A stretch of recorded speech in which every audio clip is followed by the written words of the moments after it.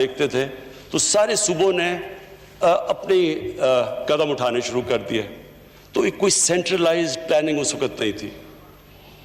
میرا پہلے دن سے اور میری ٹیم کا میرا پہلے دن سے ایک خدشہ تھا کہ یہ ایک ایسا فنومنا ہے کہ اگر ہم ویسٹرن یورپ کو کاپی کریں یا ووہان کو کریں یا بعد میں جو امریکہ میں ہو رہا تھا اس کو کریں تو اس کا پاکستان اور جو ہمارا ہندوستان کا بر صغیر ہے ہمارے سچویشن بہت مختلف تھا. یعنی جب سوشل ڈسٹنسنگ کی بات کرتے ہیں تو اب نیوزی لینڈ کی کئی لوگ مثال دیتے ہیں. نیوزی لینڈ میں تو ویسی سوشل ڈسٹنسنگ ہے, وہاں تو جو ڈینسٹی آف ان کی آبادی ہے وہ تو پھیلی ہوئی ہے اور پھر ایک جزیرے ہیں. پاکستان کے اندر ہائی ڈینسٹی پاپولیشن, کچی آبادیاں, غریب بستیاں, جدھر 8-9 لوگ کمروں میں, چھابڑی والے, ڈیلی ویجرز, یہ ایک بہت بڑا طبقہ تھا. جب یہ ہوا تو میں نے پہلے دن اس کے اوپر بات کی کہ ہمارے پاس تو ایک ڈیول پرابلم ہے. ہم بالکل مختلف ہیں باقی ملکوں سے. ہماری طرف ایک ہم نے لوگوں کو کرونا سے بچانا ہے اور دوسری طرف بھوک سے بچانا ہے, جو کہ غربت کی وجہ سے لوگوں نے مرنا ہے, اس سے بچانا ہے. شروع میں تنقید بھی ہمیں بڑی برداشت کی کہ لوگوں نے کہا اور سخت لاک ڈاؤن کرنا چاہیے تھا. میرے اوپر بڑا پریشر تھا, میرے اپنے لوگوں سے پریشر تھا, میری اپنی کیبنٹ کے اندر لوگ سمجھتے تھے کہ ہم وہ لاک ڈاؤن نہیں کر رہے جو ہونا چاہیے تھا. جس طرح کا لاک ڈاؤن نریندر مودی کی حکومت نے ہمارے بعد کیا, اور جب اب ہمارے پاس ایک ڈیٹا سامنے آ چکا ہے, کیونکہ نئی نئی چیزیں تھی, دنیا بھی ایکسپیرینس سے سیکھ رہی تھی, دنیا دیکھ رہی تھی, ہر ملک اپنے ایکسپیریمنٹ کر رہا تھا. انگلینڈ نے پہلے انہوں نے کہا کہ ہرڈ امیونٹی کی طرف جائیں گے, انہوں نے لاک ڈاؤن نہیں کیا. جب کیسز بڑھے انہوں نے پورا لاک ڈاؤن کیا. برازیل انہوں نے لاک ڈاؤن نہیں کیا, اس کے پریزیڈنٹ نے, تو آج وہ 50,000 لوگ مر چکے ہیں, اس سے بھی زیادہ.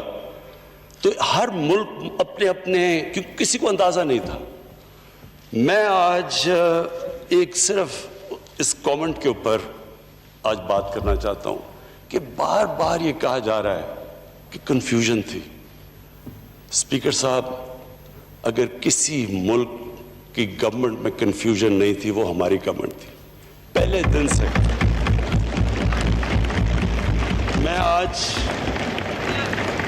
اپنے اپوزیشن ممبرز کو کہتا ہوں, 13 مارچ کو ہم نے لاک ڈاؤن کیا. 13 مارچ سے لے کے آج تک میری ایک سٹیٹمنٹ بتا دیں جس میں تضاد ہو. جو میں 13 مارچ سے کہہ رہا تھا, آپ کو ٹائم ملے گا پلیز, میں ابھی آپ کو کہتا ہوں, میں آپ کو چیلنج کرتا ہوں. میں نے کانسٹنٹلی 2 چیزوں پہ بات کی کہ کرونا اگر آپ کر سکتے ہیں, اگر آپ کی سنگاپور کی آبادی ہے, اگر آپ کے پاس $50,000 پر کیپٹا انکم ہے, اگر آپ کی نیچرل سوشل ڈسٹنسنگ ہے, تو سب سے بہترین چیز اس کو روکنے کی ہے کہ بالکل کرفیو لگا دو.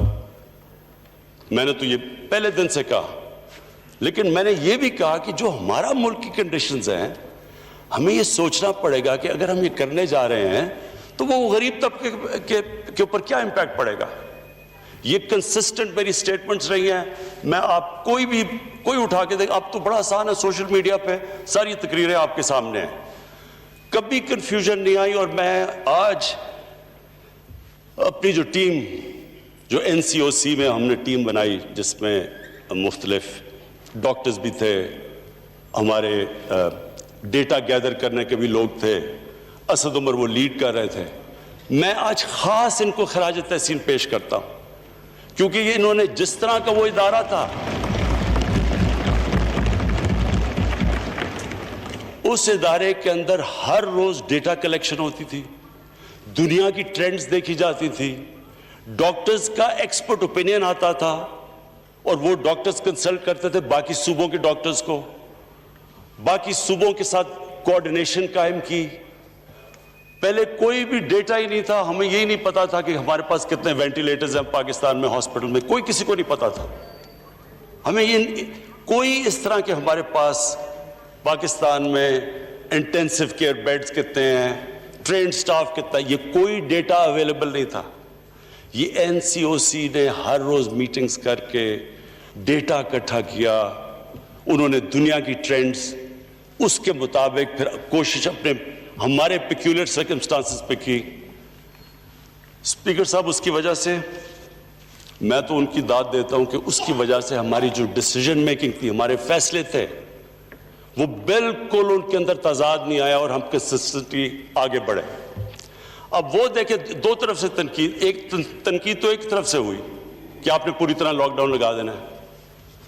ہندوستان کی جو آج رپورٹس ساری دنیا کے اندر آ رہی ہیں, کل نیو یارک ٹائمز کے اندر آئی ہے رپورٹ, جو تباہی ہندوستان میں کمپلیٹ لاک ڈاؤن سے جو ہوئی ہے, وہاں فگرز ہیں کہ 34% لوگ شدید غربت میں پڑ گئے ہیں, غریب کچلا گیا ہے.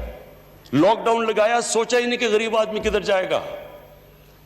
ہزاروں لاکھوں لوگ سڑکوں کے اوپر نکلے ہوئے ہیں, بیچارے بیگ اٹھا کے, ٹرانسپورٹ بند کر دی, سڑکوں کے اوپر لوگ مر گئے. یہ جو سٹڈی آئی ہے جو اب ہندوستان کی, کہ اس لاک ڈاؤن جس طرح کا ہمیں کہا جا رہا تھا لگاؤ, اب سب کے سامنے ہے کہ اس لاک ڈاؤن کا کس طرح کا امپیکٹ پڑا, ایک انسانوں کے اوپر غربت پہ, اور دوسرا آج ہندوستان کی ریٹ دیکھیں, آج وہاں کا جو کرونا وائرس کا جو سپریڈ ہے وہ پاکستان سے کم ہے, ہمارے سے زیادہ تیزی سے سپریڈ کر رہا ہے. وہاں بھی مشکل ہے ہسپتالوں میں, ممبئی کے اندر, دلی کے اندر لوگ باہر کھڑے ہوئے ہیں, ہسپتال بھرے ہوئے ہیں. تو میں آج اسپیکر صاحب پھر سے اپنی ٹیم کو خراج تحسین پیش کرتا ہوں. کبھی ہمارے میں کنفیوژن نہیں تھی, کبھی کوئی کنفیوژن نہیں تھی, جو ہر روز میٹنگ کر کے اب تک ہم یہاں پہنچے. لیکن میں آج اپنی ساری قوم کو یہ بتانا چاہتا ہوں کہ یہ ایک بڑا مشکل مرحلہ ہمارے سامنے آج ہے. ہمارا جب ہم نے یہ کھولا, اور کیوں کھولا ہم نے, سب سے پہلے ہم نے کھولا کنسٹرکشن. آج ساری دنیا کہہ رہی ہے کہ لاک ڈاؤن سے نقصانات زیادہ ہیں, جو کرونا کا کنٹرول ہے وہ اتنا نہیں ہوتا, نقصان زیادہ ہوتا ہے. ہندوستان کی اگزامپل کے علاوہ آج آپ امریکہ میں دیکھ لیں, دنیا کا سب سے امیر ملک, وہاں دیکھیں نیو یارک میں کیا ہوا. آج 23 اسٹیٹس کے اندر کرونا بھی بڑھ رہا ہے اور وہ لاک ڈاؤن بھی کھول رہے ہیں. جو دنیا کا سب سے امیر ترین ملک ہے وہ بھی یہ ریئلائز کر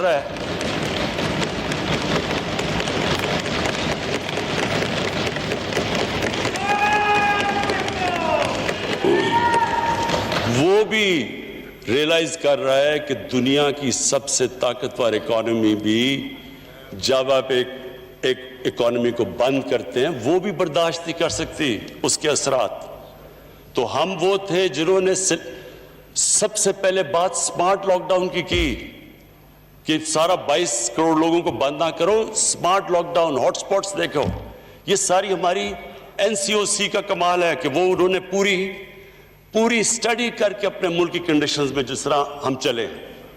اب تک اللہ کا کرم ہوا ہے ہمارے ملک پہ کہ آپ ہماری آبادی دیکھیں اور جس طرح ہم اس میں سے نیویگیٹ کر کے نکلے ہیں, ابھی تک اللہ کا بڑا کرم ہے. لیکن جو اگلا فیز ہے اسپیکر صاحب, یہ مشکل فیز ہے. یہ مشکل اس لیے ہے کہ ہم پوری کوشش کر رہے ہیں کہ عوام کو سمجھ آئے کہ ایس او پیز کو فالو کرنا کیوں ضروری ہے.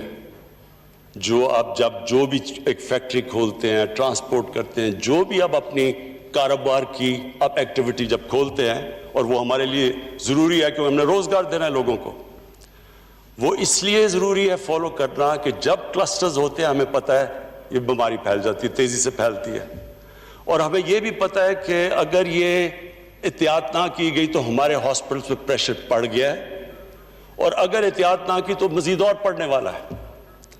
اس لیے یہ ساری اس اسمبلی سے جو بھی عوام دیکھ رہی ہے, جو بھی ہم سب یہاں بیٹھے ہیں, یہ ہم سب کے اوپر لازم ہے کہ ہم یہ اپنی طور پہ پبلک میں لوگوں کو ریئلائز کریں کہ کتنا ضروری ہے ہمیں بچانا اپنے بوڑھوں کو, اپنے بیمار لوگوں کو, بلڈ پریشر کے لوگوں کو، جن کو ڈائبٹیز ہے.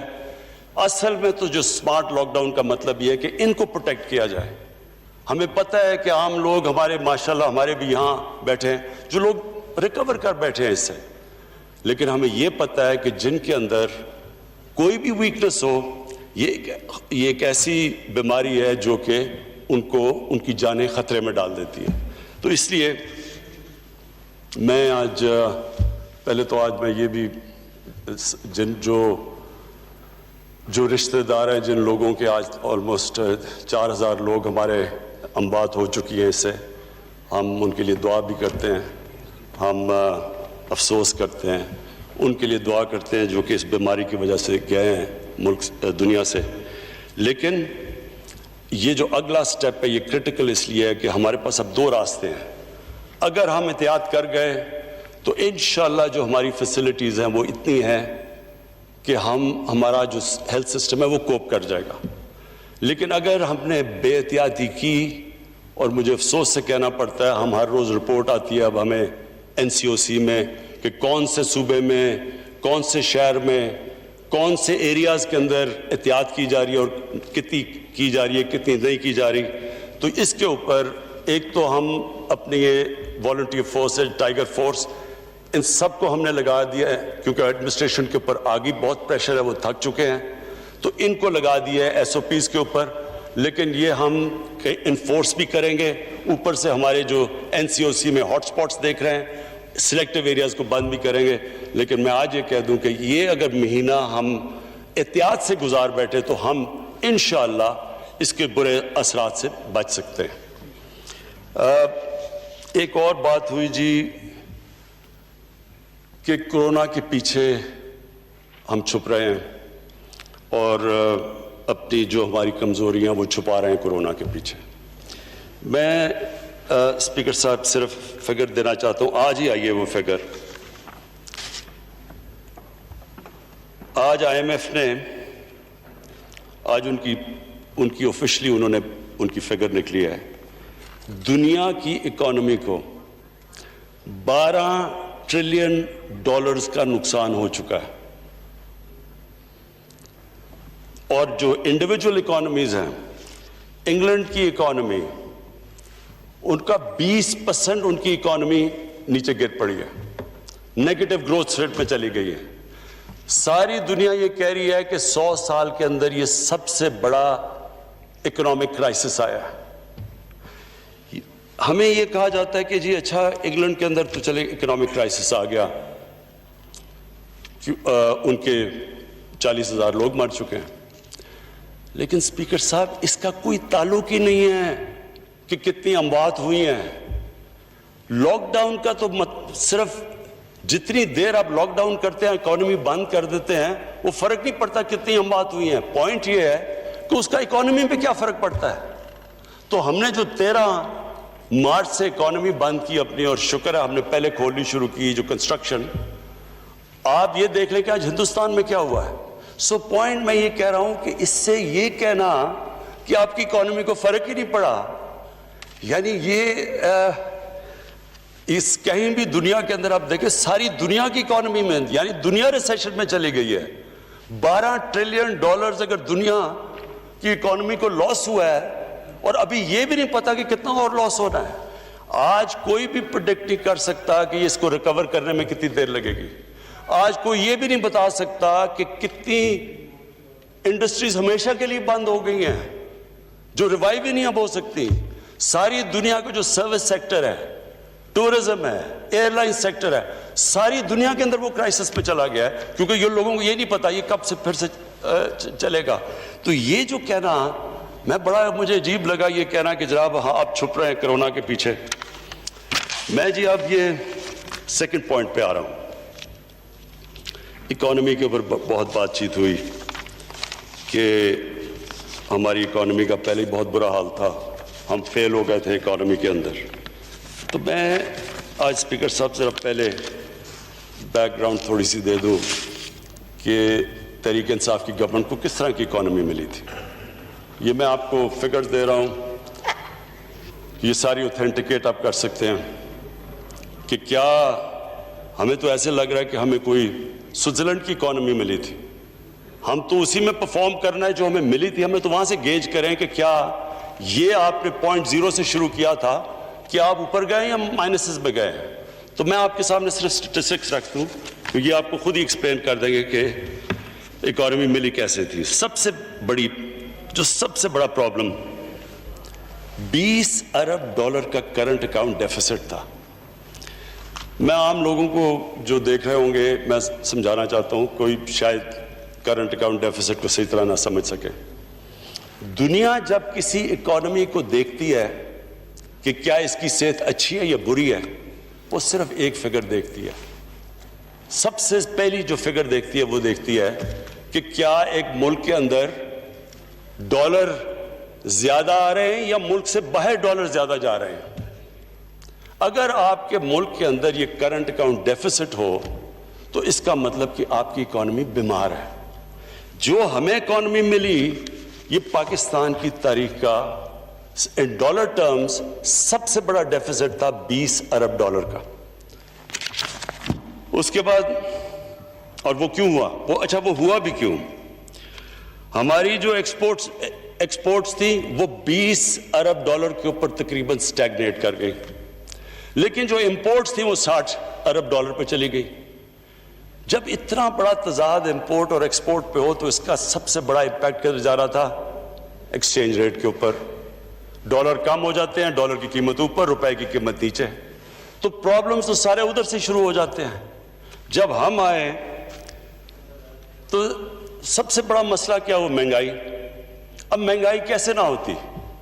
مہنگائی جب روپیہ پہلے 104 پہ تھا, جب ہمیں ملا, جب تک ہماری باری 122 پہ ہو گیا, اور وہ ہمارا جا کے اینڈ میں روپیہ پہلے گرا اور پھر سٹیبلائز کر گیا جو ہم نے قدم اٹھائے. لیکن جو اس کا امپیکٹ پڑا جب ساری امپورٹس مہنگی ہو گئی, جب آپ کا روپیہ کمزور ہوا اور جب تیل کی قیمت مہنگی ہو گئی, اس کا امپیکٹ بجلی سب پہ پڑ گیا. تو اسپیکر صاحب, وہ ملک میں لوگوں میں غربت میں اضافہ ہونا تھا, وہ مشکل وقت آنا تھا جب یہ ایڈجسٹمنٹ ہونی تھی. لیکن یہ ہم نے تو انہیریٹ کی تھی, یہ ہم نے تو نہیں اتنا بڑا یہ ڈیفیسٹ دیا. اب دوسرا جی, جو قرضے گئے, لائبلٹیز, 2013 میں 16 ٹریلین 16,000 ارب روپے کا قرضہ تھا. جب ہماری باری آئی تو وہ ٹوٹل لائبلٹی 30,000 ارب پہ پہنچ گئی. پہلا سال جو ہم نے جتنی بھی ٹیکس کلیکشن کی وہ پہلا سال ویسی مشکل تھا, آدھا اس کا چلا گیا ان کے قرضوں کی قسطیں, ان کے لیے ہوئے قرضوں کی قسطیں ادا کرنے میں. خود سوچے کہ اس کے بعد کتنا پیسہ رہ گیا سارا ملک چلانے کے لیے. جو ریزروز تھے ان کے $20 ارب کے ریزروز تھے, وہ کریش کر کے $10 ارب پہ آ گئے جب ہمیں گورنمنٹ ملی. اور میں آپ کو یہ بھی بتاؤں کہ حال یہ تھا شروع میں کہ ہمارے پاس پیسے نہیں تھے, جو لائبلٹیز تھیں, جو ایکسٹرنل لائبلٹیز تھیں, ہمارے پاس پیسے نہیں تھے. اسپیکر صاحب دنیا میں گئے, اپنے دوستوں کے پاس گئے, پیسے مانگنے گئے کہ جناب ہمارے پاس ریزروز نہیں ہیں, ہماری مدد کریں. دیکھیں اسپیکر صاحب, میں اس ملک کا سب سے بڑا فنڈ ریزر ہوں, 30 سال سے پیسے اکٹھے کر رہا ہوں. مجھے کبھی شرم نہیں آئی پیسے اکٹھے کرتے ہوئے جب میں پاکستانیوں سے پیسے اکٹھے کرتا ہوں اپنے ملک کے لیے,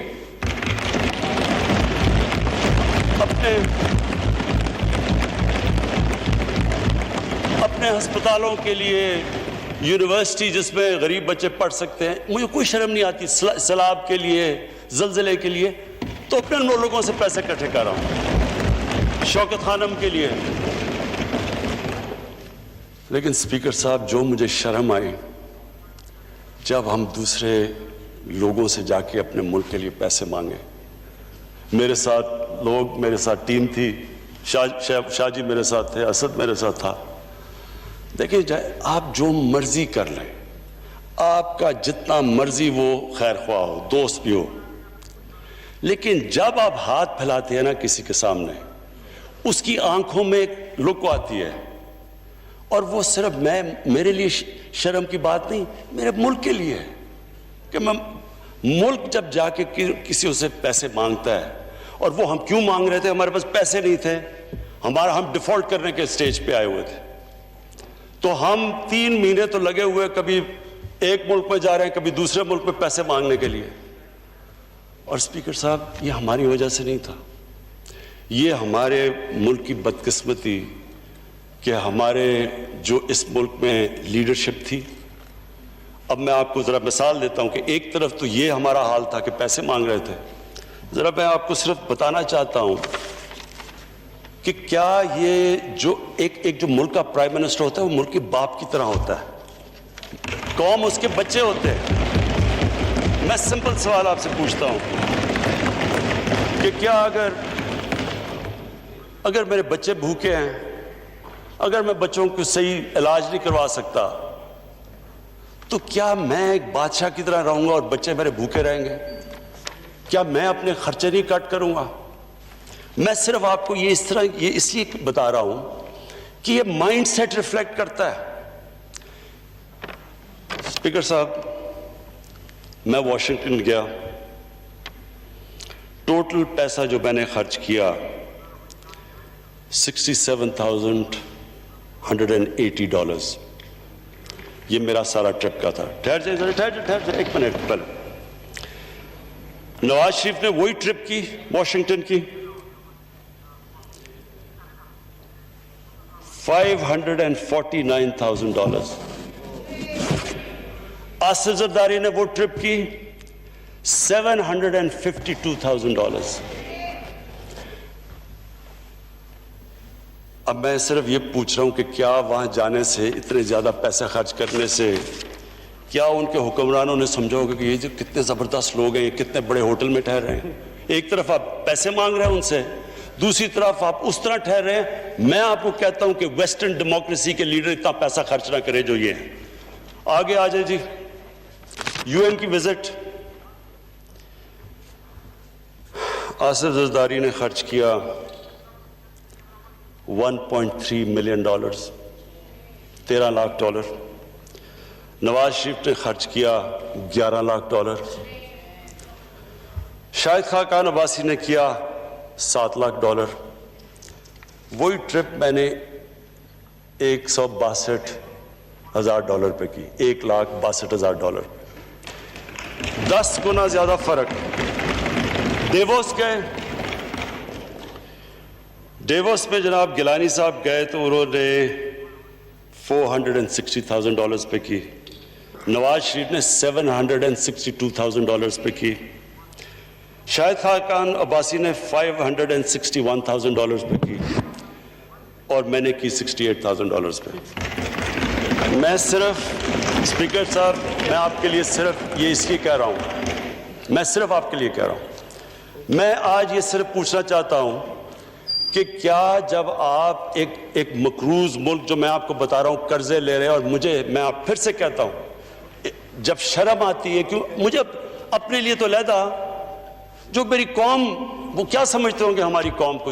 اور آپ کو یقین دلاؤں کہ سب دنیا کو، ساری دنیا کو پتا ہوتا ہے کہ کس ملک کا کیا حال ہے. آج تو آپ اپنے موبائل فون پہ بتا دیں گے کون سے ملک کے کتنے قرضے ہیں، کیا اس کی سٹیٹ ہے، کتنے اس کی کرنٹ اکاؤنٹ ڈیفیسٹ کی. تو ایک طرف ہم قرضے لیتے جا رہے تھے، ہماری 10 سالوں میں لائبلٹیز گئیں 6,000 ارب سے 30,000 ارب پہ. لیکن جو لوگ اوپر بیٹھے ہوئے تھے، کیا ان کو نہیں پتا تھا کہ یہ ملک ایک ڈالر امپورٹنٹ ہوتا ہے؟ کیونکہ آپ ایک ملک کے اندر کلچر بناتے ہیں، آپ لوگوں کو بتاتے ہیں کہ ہمیں فکر ہے. جب میں فکر کرتا ہوں تو مجھے امید ہوتی ہے کہ باقی بھی سارے مجھے دیکھتے ہیں.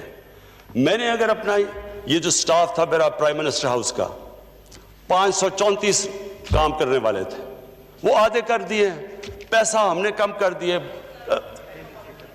اور اسپیکر صاحب یہ اور بھی کم ہو سکتے ہیں. لیکن وہ سٹاف آج کل کے زمانے میں ان کو بے روزگار نہیں کرنا چاہتے تھے.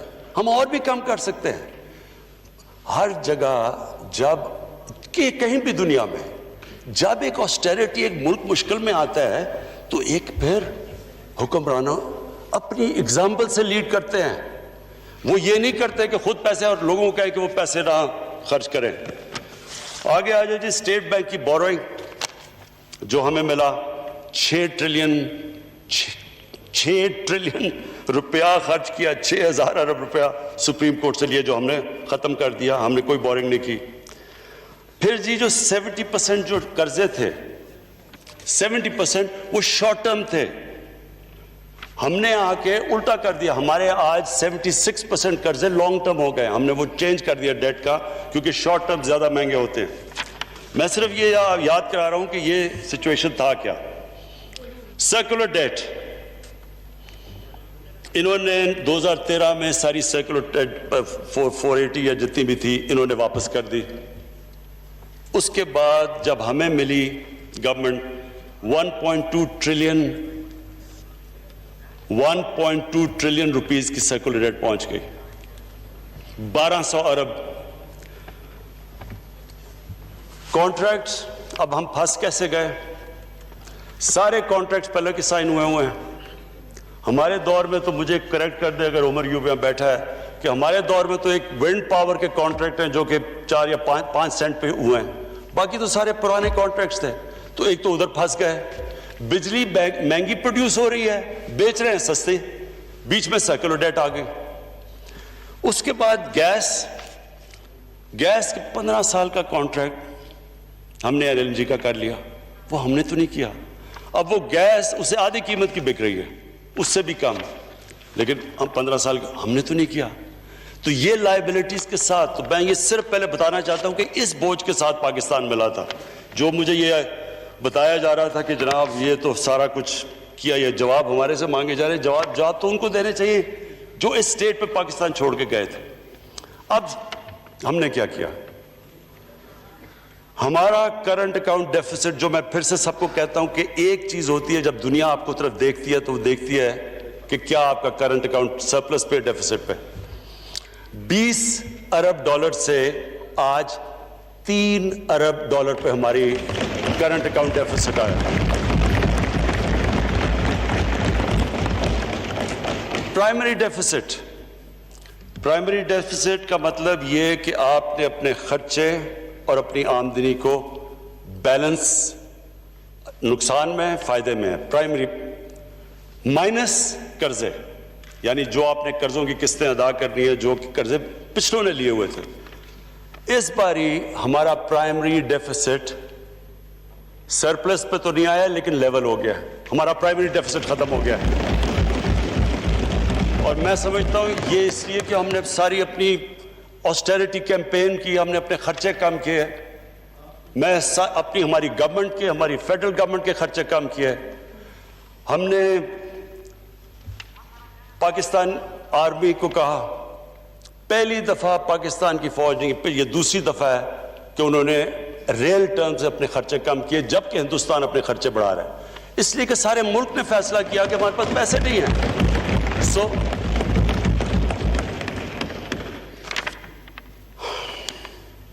اس کے بعد جی جو چیز مجھے خاص خوشی ہے جو ہم نے کی وہ یہ کہ ہم نے جو غریبوں کے لیے, جو عام لوگوں کے لیے, جو ہمارا احساس پروگرام جو پاکستان کی تاریخ کا سب سے بڑا پروگرام ہے, عام لوگوں کو غربت سے نکالنے کا, پاورٹی ایلیویشن کا, اس کو اس برے وقت میں جبکہ کووڈ کے جو آخری یہ جو کوارٹر تھا ہماری کریش کر گئی, جس طرح ساری دنیا میں ریونیوز کریش کے جب ہمارے کر گئے, تو اس کے ہم نے 208 ارب بلکہ کم نہیں کیا, احساس پروگرام کا ہم نے اس کی زیادہ بڑھا دیا. ٹیکس پہ آ جائیں جی,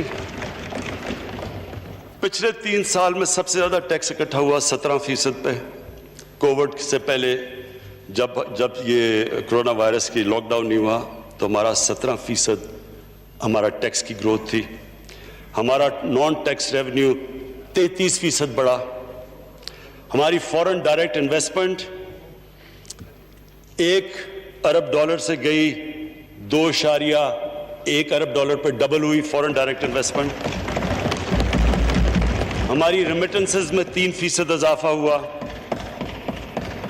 ہماری ایکسپورٹس مارچ کے اندر جب ایک کووڈ سے پہلے جو ہماری ایکسپورٹس تھی وہ پچھلے 10 سال میں سب سے تیزی سے آن اے منتھ بیسس ہماری ایکسپورٹس بڑھ رہی تھیں.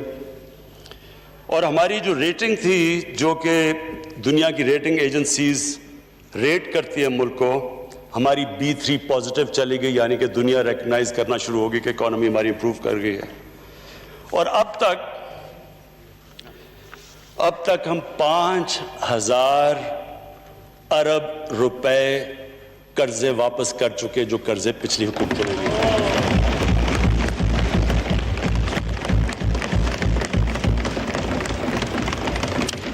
اب جی میں آپ کو وے فارورڈ بتاتا ہوں کہ یہ جو آج کل حالات ہیں, مشکل حالات ہیں, سب جانتے ہیں, ان کی ساری دنیا کو پرابلم ہے, ہمیں اکیلے کو نہیں ہے. تو یہ جو اب حالات ہیں اس کے اندر اب ہم کیا پروپوز کر رہے ہیں؟ میں ابھی بھی یہ کہتا ہوں کہ اس کی پوری طرح امپیکٹ ساری دنیا کے اندر فیل ہو رہا ہے, کیونکہ جو سب سے زیادہ امپیکٹ پڑا ہے وہ سروس انڈسٹری پہ پڑا ہے, ہوٹلز پہ, ریسٹورنٹس پہ, ٹورزم پہ.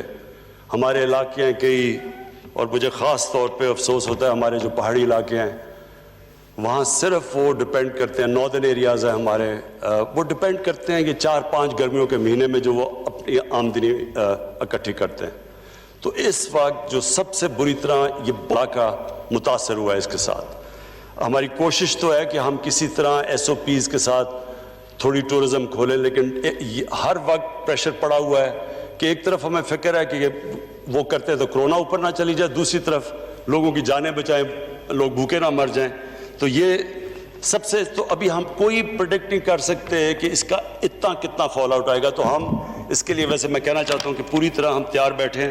ہم نے اسپیشل ریزرو کیے ہوئے ہیں کہ اگر ہمیں ضرورت پڑے تو ہم پیسے یہاں استعمال کریں. تو نمبر 1 ہم نے جو سب سے پہلے اپنا جو اکانومی کا شعبہ کھولا وہ تھا کنسٹرکشن. اس وقت پاکستان کی تاریخ میں کبھی بھی کنسٹرکشن سیکٹر کو اتنا زیادہ انسینٹیوائز نہیں کیا جو آج کیا گیا. 30 ارب روپیہ تو ہم نے صرف رکھا ہوا ہے کنسٹرکشن انڈسٹری کے لیے آسانیاں پیدا کرنے کے لیے ان کو, تاکہ سستے قرضے مل جائیں, تاکہ وہ ہمارے جو ایک ڈریم ہے کہ ہم اس ملک میں افورڈیبل ہاؤسز, یعنی ان لوگوں کے لیے گھر بنائیں جو بیچارے گھر افورڈ نہیں کر سکتے, اس کے لیے 30 ارب روپیہ رکھا ہوا ہے تاکہ ان کو سبسڈائز ریٹ کے اوپر ملے انٹرسٹ, تاکہ وہ اگر جو آسان قسطوں میں واپس کر سکے, وہ لوگ جو کبھی خرید نہیں سکتے گھر ان کو موقع مل جائے. تو یہ جو کنسٹرکشن ہے سب سے زیادہ کبھی بھی کنسٹرکشن انڈسٹری کو اس طرح کے انسینٹیوز نہیں دیے گئے. یہ ہمارا نمبر 1 ہے. دوسرا ایگریکلچر.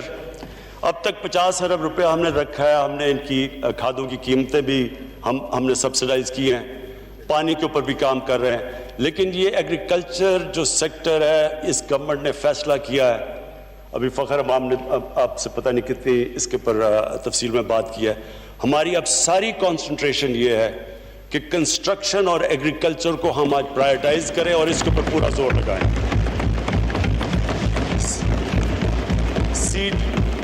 سیڈ ڈیولپمنٹ کے اندر کیونکہ ہم پیچھے رہ گئے ہیں بہت, اور اس میں ہم چائنا کی پوری مدد دے رہے ہیں. میں آپ کو کہنا چاہتا ہوں کہ چائنا سے مسلسل ہماری کوشش ہے کہ ان سے ٹیکنالوجی ٹرانسفر کروائی جائے ایگریکلچر سیکٹر کے اوپر.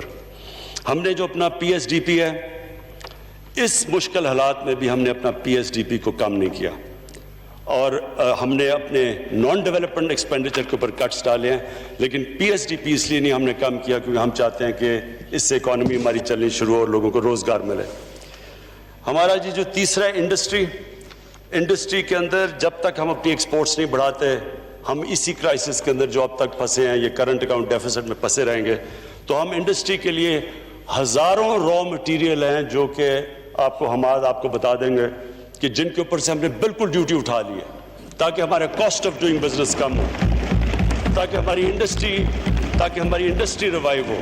کیونکہ آپ کو پتہ ہے پاکستان ڈی انڈسٹریلائز ہو رہا تھا, ایکسپورٹ سٹیگنیٹ کی ہوئی تھی, اور ایکسپورٹس کے بغیر دیکھیں نا, یہ بڑی اچھی بات کرتے ہیں کہ جی گروتھ ریٹ آپ کی نیچے آ گئی, کیا آپ ایک 5% پہ گروتھ ریٹ تھی. اگر آپ کی گروتھ ریٹ 5% پہ ہے اور آپ کا ریکارڈ کرنٹ اکاؤنٹ ڈیفیسٹ ہے, آپ کی امپورٹ 60 ارب کی ہیں اور ایکسپورٹس 20 ارب کی ہیں, تو وہ تو ملک وہ سسٹینیبل ہی نہیں ہے, وہ تو جانا ہی جانا اس نے کرائسس میں ہے. جو بھی دنیا آگے نکلی ہے وہ تو صرف نکلی ایکسپورٹ لیڈ گروتھ کے اوپر ہے. آج چائنا کی اسٹرینتھ کے ایکسپورٹس ہیں, ساؤتھ کوریا, جو بھی ٹائیگر آگے بنا تھا ایشین ٹائیگر, اس کی سب سے بڑی پرائیورٹی تھی ایکسپورٹس. تو ایکسپورٹس کے اوپر جب تک کہ آپ انسینٹیوائز نہیں کریں گے اپنی انڈسٹری کو تو وہ کمپیٹ نہیں کر سکتی. تو ہم ان کے را مٹیریلز کے اوپر بھی ہم نے یہ جو کیا, میرے خیال میں یہ بہت بڑا انسینٹیو ہے. اور پھر چوتھی چیز, میں یہ جو اپنا احساس پروگرام ہے یہ ہمارا سب سے امپورٹنٹ پروگرام ہے, کیونکہ اسپیکر صاحب کبھی بھی کوئی ملک آج تک دنیا میں اوپر گیا ہی نہیں جدھر ایک چھوٹا سا طبقہ امیر ہوتا جائے اور عوام ادھر کی ادھر رہے, غریب رہے. یہ جو ہمارا ملک میں امیر اور غریب کے اندر فرق بڑھتا جا رہا ہے, یہ سب سے بڑی امپیڈمنٹ ہے اس ملک کے آگے بڑھنے سے, یہ ہمیں روک رہا ہے آگے بڑھنے سے. تو یہ جو ہمارا احساس پروگرام ہے یہ ملٹی فیسٹڈ ہے. ایک تو کیش ہینڈ آؤٹس, یہ جو ہم نے بڑے مشکل وقت پہ جو بچایا ہے لوگوں کو, یہ جو کیش دیا ہے 144 ارب روپیہ, یہ جو یہ ریکارڈ ٹائم کے اندر اتنا زیادہ پیسہ, اتنے زیادہ 1 کروڑ 20 لاکھ خاندان کو اتنے تھوڑے ٹائم پہ اتنا زیادہ پیسہ اور شفافیت سے. کوئی آج نہیں کہہ سکتا کہ کسی نے پولیٹیکل بیسس پہ یہ پیسے بانٹے. اور یہ انشاءاللہ 100, اور یہ ہم اس کو آگے بھی ایکسپینڈ کر رہے ہیں, اور اس کو 1 کروڑ 60 لاکھ خاندانوں تک ہم یہ لے کے جا رہے ہیں. جو اسپیکر صاحب, جو دوسری چیز جس کے اوپر مجھے خاص میں سمجھتا ہوں کہ یہ جو میری اور ہماری پارٹی کی ہمیشہ یہ جو ہماری ویژن ہے کہ اس نے جانا ہے ایک فلاحی ریاست کی طرف. تو فلاحی ریاست کے اوپر جو پہلا ہم نے قدم اٹھایا تھا مشکل حالات میں, جس طرح میں نے بتایا اکانومی ملی, پناہ گاہ. اب تک ہم 200 پناہ گاہ بنا چکے ہیں, اور ہمارا پروگرام ہے کہ یہ جدھر بھی لیبر سینٹرز ہے, جدھر بھی مزدور جاتا ہے, جدھر بھی ڈیلی ویجر آتا ہے, اس کے لیے ہم یہ پناہ گاہ بناتے جائیں تاکہ اس کے پیسے بچیں. وہ جب پناہ گاہ میں ٹھہرتا ہے تو اس کو کھانا ملتا ہے, وہاں اس کو کوئی رینٹ نہیں کرنا پڑتا, سڑک پہ نہیں سوتا, وہ نہاتا ہے وہاں. تو یہ ہم پناہ گاہ, ہمارا پورا پلان ہے کہ یہ سارے پاکستان میں ایکسپینڈ کرنا ہے, اور یہ وہ ویژن ہے ایک فلاحی ریاست کی طرف جس کا مجھے خاص طور پہ یہ پناہ گاہ کے اندر, جب میں اپنی پارٹی کے لوگوں کو بھی کہتا ہوں کہ جا کے دیکھیں مزدوروں سے بات کریں, پتہ تو چلوائیں کہ آپ کو پتہ چلے کہ عام آدمی کئی دفعہ کن مشکلات کا سامنا کرنا پڑتا ہے. اور اس سے زیادہ عجیب جو میں سمجھتا ہوں کہ جو ہمارا انصاف کارڈ ہے, 1 کروڑ خاندانوں کو انصاف کارڈ ہم پہنچا رہے ہیں. کے پی کے اندر کے پی کی گورنمنٹ نے فیصلہ کیا کہ وہ سارا نچلے طبقے کو احساس کارڈ, اور سارا جو فاٹا کا علاقہ ہے ان سب کو احساس کارڈ, جس میں 7 لاکھ,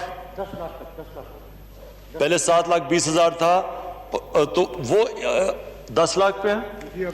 10 لاکھ کا مطلب یہ کہ جی ایک غریب خاندان جو سب سے زیادہ تکلیف میں گھر ہوتا ہے جب کسی کو بیماری ہو جائے, اور اب یہ کووڈ کی وجہ سے جو ہم کہانیاں سنتے ہیں بہت مشکل میں گزرتے ہیں, تو وہ جو ایک غریب گھرانے کے اندر جب ان کا بجٹ پہلے سے کم ہوتا ہے, پہلے سے وہ مشکل سے اب پیسے کما رہے ہوتے ہیں اپنے بچوں کو پالنے کے لیے, کھانا دینے کے لیے, ایک بیماری ہوتی ہے وہ سارا خاندان چلا جاتا ہے غربت کے نیچے, کیونکہ وہ سب کچھ بیچ دیتے ہیں. یہ سب سے بڑی پروٹیکشن ہے کہ غریب گھرانے کے پاس پیسے ہوں, وہ جا کے اپنا علاج کروا سکے, اور یہ انشاءاللہ ہم سارا کوریج سارے پاکستان میں کریں گے. پھر جی مجھے بڑا اس چیز پہ فخر ہے کہ ہماری پوری کوشش ہوئی ہے کہ ایک پاکستان میں جو ہماری ڈیولپمنٹ ہو, وہ کئی علاقے پیچھے رہ گئے ہیں, ڈیولپمنٹ تھوڑے سے علاقوں میں چلی جاتی ہے, اور ہمارا فاٹا پیچھے رہ گیا, ہمارے بلوچستان کے علاقے پیچھے رہ گئے. تو میں آج یہ جو مجھے اس بجٹ کے اندر سب سے زیادہ خوشی یہ ہے کہ اس کے باوجود کہ ہمارے پاس پیسے کم اکٹھے ہوئے, فاٹا کو انشاءاللہ ہم پوری ایلوکیشن دے رہے ہیں, اور ہم بلوچستان کو ریکارڈ مل رہا ہے PSDP کے اندر، کبھی اتنا پیسہ نہیں ملا۔ میں آج ادھر سے یہ ضرور کہوں گا اسپیکر صاحب کہ میں ریکویسٹ کروں گا، 4 صوبوں نے اپنی زبان دی تھی کہ جب فاٹا مرجر ہوگا تو وہ اپنے NFC ایوارڈ سے 3% دیں گے فاٹا کو، کیونکہ وہ فاٹا کے اندر جو تباہی ہوئی وار آن ٹیرر کی وجہ سے، تو ان کے بڑے برے حالات تھے، تو ان کی ری ڈیولپمنٹ کے اندر انہوں نے پیسے دینے۔ میں آج ریکویسٹ کروں گا سارے صوبوں کو کہ آپ نے زبان دی ہوئی ہے یہ پوری کریں، کیونکہ اس علاقے میں خاص ضرورت ہے اور خطرہ ہے جو میں اب بات کروں گا اگلے جو میرا جو سبجیکٹ ہے وہ یہ کہ اس وقت ہندوستان پوری کوشش کر رہا ہے پاکستان کے اندر ڈی اسٹیبلائزیشن کی۔ آج ہندوستان کو سب سے زیادہ یہ جو ایک ایکسٹریمسٹ، ایک وہ گورنمنٹ جو کہ ایک انتہا پسند گورنمنٹ، جو بالکل اس وقت ان کا صرف گول یہ ہے کہ کسی طرح پاکستان کو سبق سکھایا جائے اور پاکستان کو گرایا جائے۔ اوپنلی ان کے تھنک ٹینکس کے اندر اوپن ٹی وی کے اوپر وہ بات کرتے ہیں، تو ادھر سے وہ جو ہمیں خطرہ ہے اور جو انہوں نے کیا بھی آپریشنز وہ کرتے ہیں ہماری سافٹ ویلی یا ادھر سے فاٹا سے۔ اس لیے بہت ضروری ہے کہ ہم اس کی ڈیولپمنٹ کریں، اور میں صوبوں سے پھر آپ سے ریکویسٹ کروں گا کہ یہ آپ نے پلیج کیا ہوا تھا، یہ ہماری گورنمنٹ آنے سے پہلے، تو آپ کا جب زبان دی تھی اس کے اوپر پوری طرح عمل کیا جائے۔ میں جی وے فارورڈ کی جو میری، اور صرف میں ختم کرتا ہوں اس چیز کے اوپر، ایجوکیشن کے اوپر۔ میں آج اپنے ایجوکیشن منسٹر شفقت محمود کو خراج تحسین پیش کرتا ہوں۔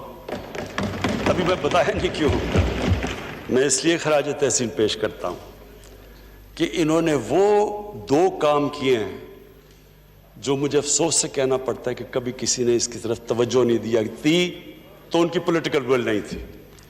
نمبر 1 کہ پاکستان کے اندر یہ جو 3 ٹیئر سسٹم چل رہا ہے، جو ایجوکیشن اپارٹھائڈ ہے، امیر کے لیے انگلش میڈیم، اردو میڈیم اور پھر دینی مدرسے، 3 ڈفرنٹ کلچرز ایک ملک کے اندر آ رہے ہیں۔ انگلش میڈیم کو وہ اردو میڈیم کہتا ہے برگر کراؤڈ، ان کا کنیکشن نہیں ہے۔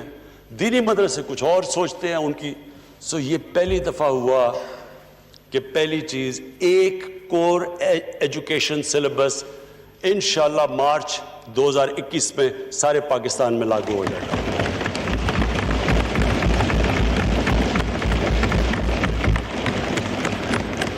اس میں انہوں نے بڑی کنسلٹیشنز کی ہیں، بڑی مشکل پرائیویٹ سکول سب کو بٹھا کے، میرے خیال میں ایک یہ بہت بڑی اچیومنٹ ہے۔ اور دوسری کہ دینی مدرسوں کو مین سٹریم میں لانا، یہ پہلے بھی کوششیں ہوئی ہیں۔ تقریباً 25 لاکھ بچے پڑھتے ہیں دینی مدرسوں میں، آج تک کسی نے نہیں سوچا کہ وہ کیوں نہیں مین سٹریم میں آ سکتے، وہ کیوں نہیں ڈاکٹرز انجینئرز بن سکتے۔ دین پڑھیں لیکن باقی اور چیزیں بھی کریں۔ تو یہ جو بڑا انہوں نے کنسلٹیشن سے، دینی مدارس سے، پوری کنسلٹیشن سے اب یہ آیا کہ ان کو بھی ساتھ ساتھ اپنی سلیبس کے وہ بھی سبجیکٹس پڑھائے جائیں گے، تاکہ وہ بھی ان کے آپشنز ہوں کہ سوسائٹی میں وہ جو بھی کرنا چاہیں وہ کر سکیں۔ میری آخری 2 پوائنٹس ہیں جی فارن پالیسی کے اوپر۔ میں یہ سمجھتا ہوں کہ اس گورنمنٹ کی جو سب سے بڑی کامیابی ہے وہ فارن پالیسی میں۔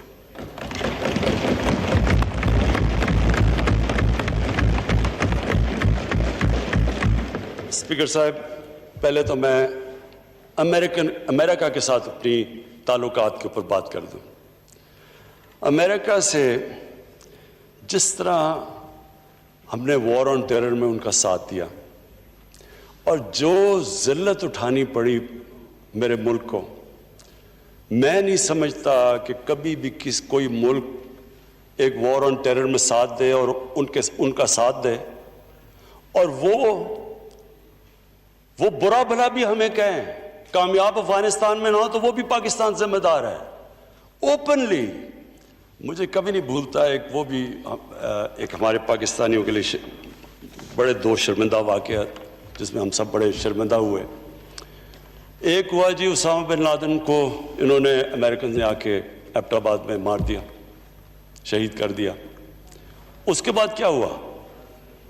ساری دنیا نے ہمیں گالیاں نکالی، برا ہمیں کہا، ہمیں برا بلا کہا، یعنی ہمارا اہلائے ہمارے ملک میں آ کے مار رہا ہے کسی کو اور ہمیں نہیں بتا رہا، اور 70,000 پاکستانی مر چکے ہیں ان کی جنگ کے لیے۔ یعنی اس سے زیادہ ذلت ساری جدھر پاکستانی باہر تھے، آپ جدھر پاکستانی باہر تھے آپ دیکھیں جو ان کے اوپر گزری اس وقت، مجھے بھی یاد ہے، یہ 2010 کی بات ہے۔ اس کے بعد کیا ہوا؟ ڈرون اٹیکس ہو رہے ہیں پاکستان میں، پاکستانی گورنمنٹ کہتی ہے ہم کچھ نہیں کر رہے یا ہم مذمت کر رہے ہیں۔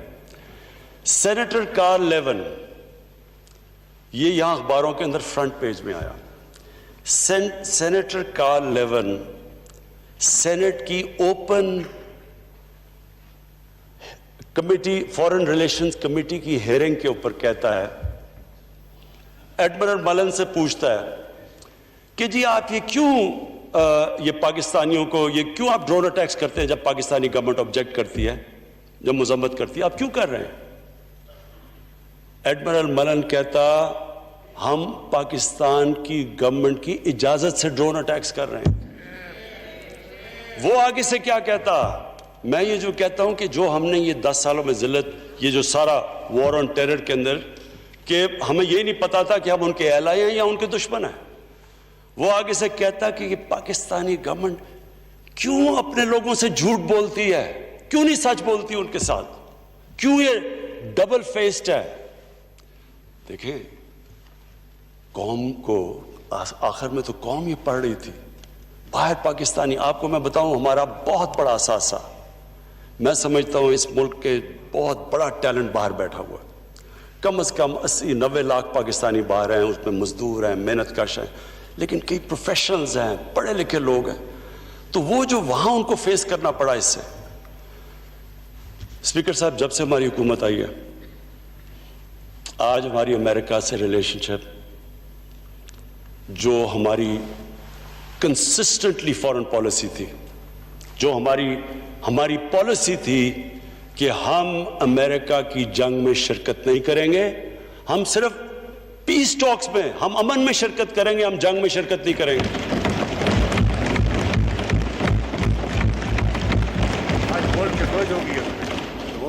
آج یہ تھا کہ ان کا جو سب سے ہارڈ لائن سینیٹر لنڈزی گریم، وہ پاکستان آتا ہے اور پاکستان آ کے سٹیٹمنٹ دیتا ہے کہ جو تحریک انصاف اور عمران خان کہہ رہا تھا there is no military solution, there is only political solution، endorse کرتا ہے۔ آج ہماری ان سے ریلیشن شپ کوئی اس کے اندر کوئی آج نہیں ہمیں کہتا کوئی دوگلا پن ہے، کوئی ہم ڈسیو کر رہے ہیں، ہم کوئی کسی کی جنگ نہیں لڑ رہے۔ ایک ریلیشن شپ ٹرسٹ کے اوپر ہے۔ میں یہ نہیں کہہ رہا کہ ہمارا کوئی اس کی وجہ سے کوئی پاکستان کو ہمیں کہنا کہ جی ہمیں ان سے کوئی ایڈ لیں یا کچھ لیں، ایک تو مجھے یہ بھی شرم آتی ہے، سارا وقت ہم یہ ایکسپیکٹ کرتے ہیں، لیکن ہماری ریلیشن شپ اب ہمیں وہ کوئی ذلیل نہیں کر رہا وہاں۔ ہمیں جب بھی وہ جو ڈونلڈ ٹرمپ ملا ہے عزت دی ہے اس نے کوئی ہمیں کوئی کہا نہیں کہ جی میرے لیے بلکہ ریکویسٹ کرتا ہے کہ ہماری مدد کرو افغانستان میں امن لانے کے لیے۔ اور اسپیکر صاحب، میں بڑا آج اپنی حکومت کو، اپنی فورن پالیسی کو، اپنے فورن منسٹر کو، ان سب کو پھر خراج تحسین پیش کرتا ہوں کہ آج سب اکنالج کرتے ہیں کہ پاکستان کا بہت بڑا ہاتھ ہے جو افغانستان میں پیس ٹاکس کی طرف جا رہا ہے، اور دعا کرتے ہیں اللہ سے کہ افغانستان میں امن ہو تاکہ ہم پاکستان کا اور افغانستان کا بہت فائدہ ہے امن میں، کیونکہ ہمارے ساتھ سارا سینٹرل ایشیا کھل جاتا ہے ٹریڈ کے لیے، اور فیوچر تو ٹریڈ کی ہے۔ میں جی دو اور جو ہماری فورن پالیسی میں، ایک ہمارے سعودی عربیہ سے بڑے زبردست تعلقات ہیں، ہمیشہ رہے ہیں، انہوں نے مدد بھی کی۔ دوسری طرف ایران ہمارا ہمسایہ ہے، ہم نے پوری کوشش کی اور کر رہے ہیں کہ کسی طرح سعودی عربیہ اور ایران کے اندر یہ جو پھیلایا جا رہا ہے. اور میں آپ کو یہ یقین دلاتا ہوں کہ یہ ایک ایسے سپوائلرز ہیں, وہ چاہتے ہیں کہ ادھر کانفلکٹ ہو. سارے مسلمان دنیا میں اٹھا کے دیکھ لیں, لیبیا سے دیکھیں, ہر جگہ تباہی مچی ہوئی ہے. سیریا میں دیکھ لیں, افغانستان میں بھی ابھی تھوڑا ٹھیک ہو رہا ہے, صومالیہ. تو وہ چاہتے ہیں کہ یہاں ایک کانفلکٹ ہو جائے. میں بڑے فخر سے کہتا ہوں کہ ہمیں دونوں نے ریکویسٹ کیا, ایران نے بھی ریکویسٹ کیا, سعودی عربیہ نے بھی ریکویسٹ کیا کہ آپ کوشش کریں کہ ہمارے تعلقات بہتر کریں, اور ہم کر رہے ہیں کوشش. حالانکہ اس کے اندر پرابلمز ہیں, کیونکہ اور پلیئرز بھی اس کے اندر وہ چاہتے نہیں. لیکن بات یہ ہے کہ پاکستان آج وہ ملک نہیں ہے جو ہمیں اکیوز کیا جاتا تھا کہ کبھی کسی میں جنگ میں شرکت کر رہے ہیں, کبھی کوئی جنگ, کبھی کسی مسئلے کا حل نہیں ہوتا. ہم وہ ملک انشاءاللہ بنیں گے جو لوگوں کو اکٹھا کریں گے, ملکوں کو, اور انشاءاللہ مسلمانوں کو اکٹھا کرنے کی کوشش کریں گے. میرا آخری فارن پالیسی پہ پوائنٹ, انڈیا.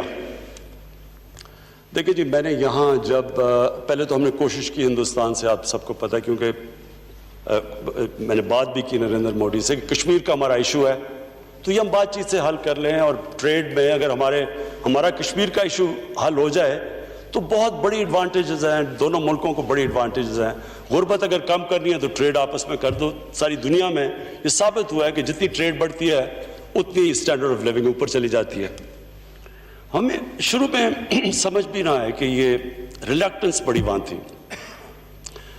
اور ایک تکبر بھی تھا وہاں. اس کے بعد ان کے الیکشنز آ گئے, تو ہم نے سوچا چلیں الیکشنز کے لیے بڑی, وہ پلوامہ ہو گیا, آپ کو یاد ہے, پھر الیکشنز ہو گئے. تو ہم نے سوچا کہ الیکشنز سے پہلے اس نے بڑا ٹف سٹانس لیا ہوا ہے, کیونکہ یہ اپنا ہندو نیشنلسٹ, یہ جو اس کا ایجنڈا ہے ان کو خوش کرنے کے لیے, ان کو جوڑنے کے لیے ساتھ کر رہا ہے. تو ہم تب انتظار کیا ہم نے, لیکن جیسے ہی ان کا الیکشن ہوا تو وہ اور ہی طرف ان کی ایروگنس چلی گئی. اور پھر جب 5 اگست کو انہوں نے کشمیر میں یہ جو اللیگلی کشمیر کو انیکس کر کے اور آرٹیکل 370 ختم کیا, تو مجھے یاد ہے یہیں میں نے ایک تقریر کی, اور مجھے اپوزیشن نے تنقید کی کہ جی آپ کیا تاریخ کی باتیں کر رہے ہیں, آپ نے تو تاریخ کا سبق بتا دیا. اسپیکر صاحب, اب وہ پیچھے چلے جائیں اس دن, تو میں نے وہ کیا کہا تھا. میں نے یہ کہا تھا کہ ہمارا مقابلہ یہ کوئی انٹرسٹ کے اگینسٹ نہیں ہے, یہ انڈیا اپنے انٹرسٹ نہیں پروٹیکٹ کر رہا, ہمارا ایک آئیڈیالوجی کے خلاف مقابلہ ہے. یہ ایک ہندوتا, ایک ہندو سپریمسسٹ, ایک فیشسٹ, ایک نازی انسپائرڈ آئیڈیالوجی کا مقابلہ ہے. وہ پاکستان کو سمجھتے نہیں ہیں کہ یہ کوئی ملک جس سے کوئی ان کے تعلقات اچھے ہونے چاہیے. وہ ہمیں ایک اس سٹیٹ ادھر دبا کے رکھنا چاہتے ہیں جو اس وقت ہندوستان میں مسلمان دبایا ہوا انہوں نے.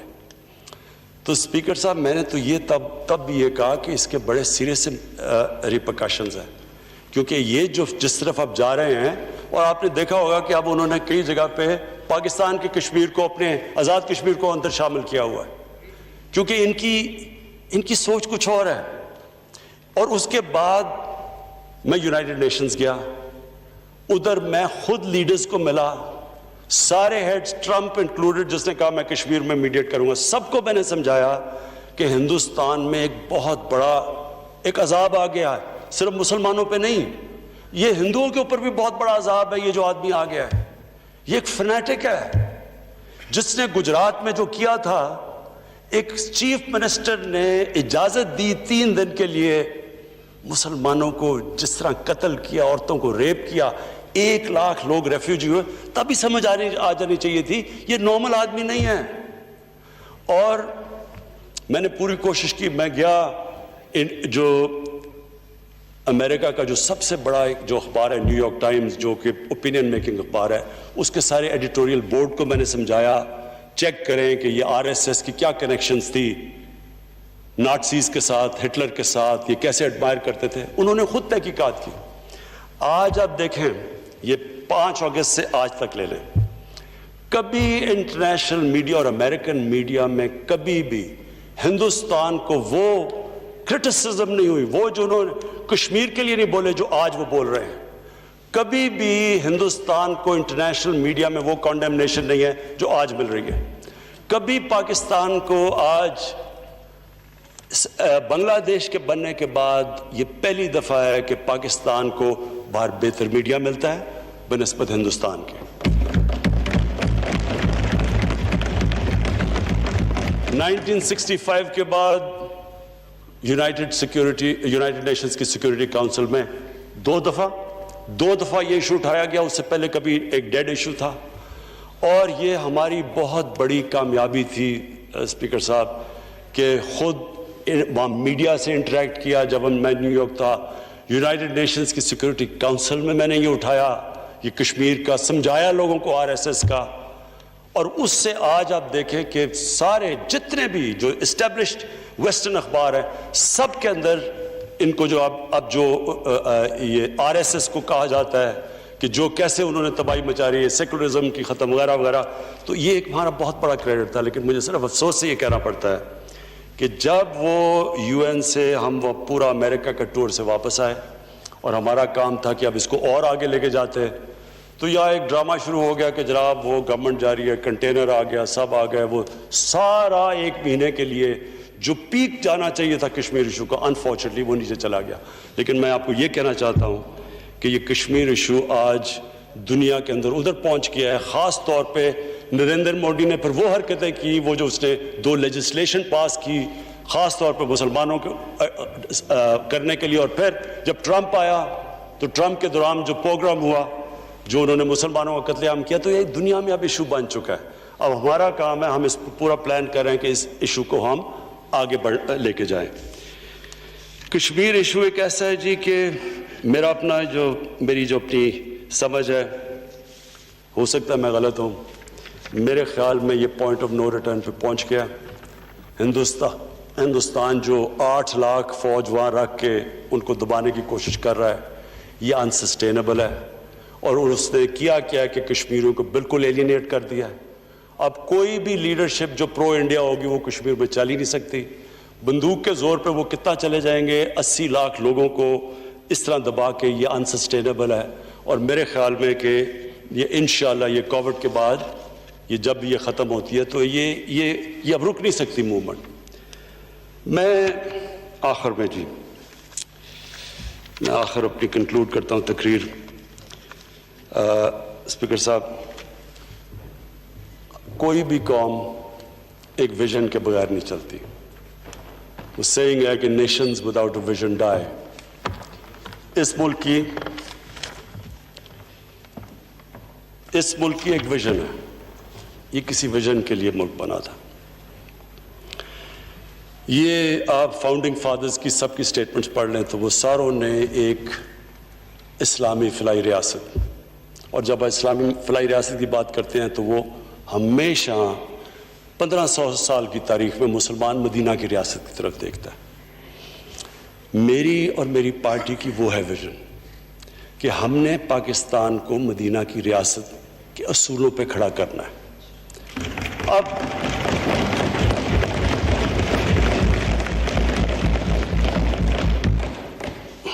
اسپیکر صاحب, جب سے ہماری گورنمنٹ آئی ہے, کہیں کوئی پہاڑ پہ ایکسیڈنٹ ہوتا ہے تو کدھر ہے جی مدینہ کی ریاست. کہیں کوئی بیماری ہوتی ہے, کووڈ آتی ہے, مدینہ کی ریاست کدھر ہے. دیکھیں جی, لوگوں کو پتہ ہی نہیں ہے. میں ذرا تھوڑا سا 5 منٹ لے کے بتانا چاہتا ہوں کہ مدینہ کی ریاست کیا تھی. اور میں یہ چاہتا ہوں کہ ہمارے سارے بچوں کو, اللہ ایمان کسی کو دیتا ہے وہ ایک اللہ کی, صرف اللہ کے پاس ہے. اللہ نے کسی کو جورسڈکشن نہیں دی کسی کو ایمان دے. نبی صلی اللہ علیہ وسلم کو بھی اللہ نے کہا کہ تمہارا کام ہے کہ صرف پیغام دینا. ہدایت کیا وہ انسان میں ایمان آتا ہے, وہ اللہ کی جورسڈکشن ہے. لہٰذا قرآن میں دین میں کوئی زبردستی نہیں ہے. ہمارا دین ایک ایسا دین ہے جس میں ہم کئی دفعہ غلط حرکتیں کرتے ہیں کہ جی زبردستی کسی کے, یہ تو اللہ کا ایک خاص اس کی خاص نعمت ہے کہ وہ کسی کو ایمان دے دے یا نہ دے. لیکن ہمارے یوتھ کو پتہ ہونا چاہیے کہ اس بیسس یہ اسٹیٹ بنی کیوں تھی. علامہ اقبال کی کیا ساری فلسفی تھی. قائد اعظم جس کو لوگ اور طرح دیکھتے جی بڑے لبرل آدمی تھے. قائد اعظم کیوں کہتے تھے کہ ہماری کانسٹیٹیوشن اس وقت کہتے 1400 سال پہلے بنی تھی مدینہ میں. ایک مدینہ کی ریاست کے کئی اصول تھے. نمبر 1 اصول، نمبر 1 انسانیت تھی. دنیا کی تاریخ کی پہلی فلاحی ریاست بنی تھی. ایک سٹیٹ نے ذمہ داری لی تھی اپنے غریب لوگوں کی، اور وہ جو پیٹرن فالو کرتا ہے، اور جو بھی میرا یہ کنٹینشن ہے آج اسپیکر صاحب، جو بھی مدینہ کے ریاست کے اصولوں پہ چلے گا وہ قوم اٹھ جائے گی، چاہے وہ مسلمان ہو یا نہ ہو. آج اسپیکر صاحب چائنا، اور میں یہ بڑا فخر سے کہتا ہوں کہ ہمارے سب سے بہترین تعلقات چائنا سے آج ہیں. اور میں اس لیے کہتا ہوں کہ ہم جو چائنا کے ایکسپیرینس سے ہم سیکھ سکتے دنیا میں اور کسی ملک سے نہیں سیکھ سکتے.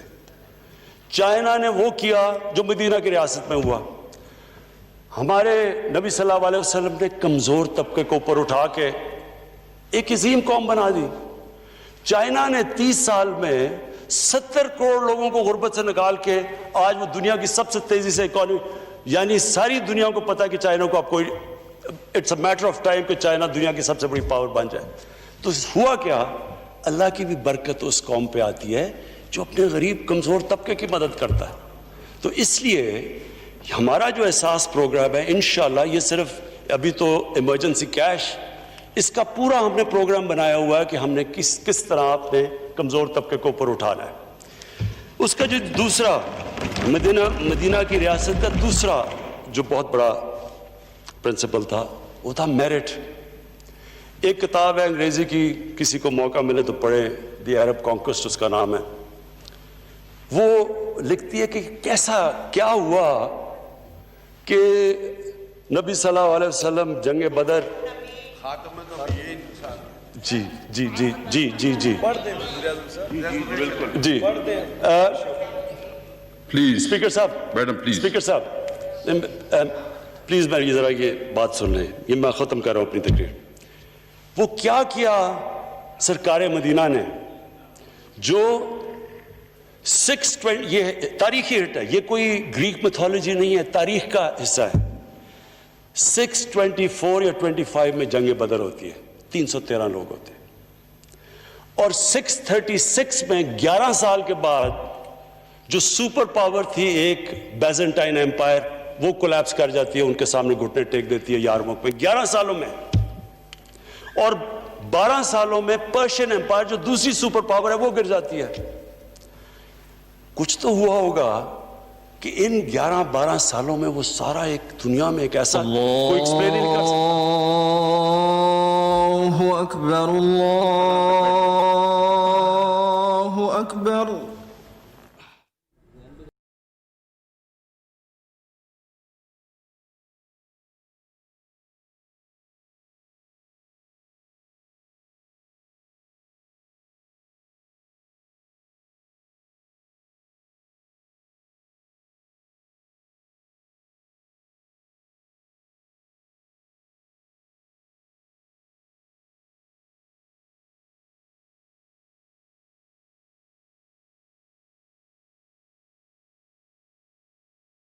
ہے.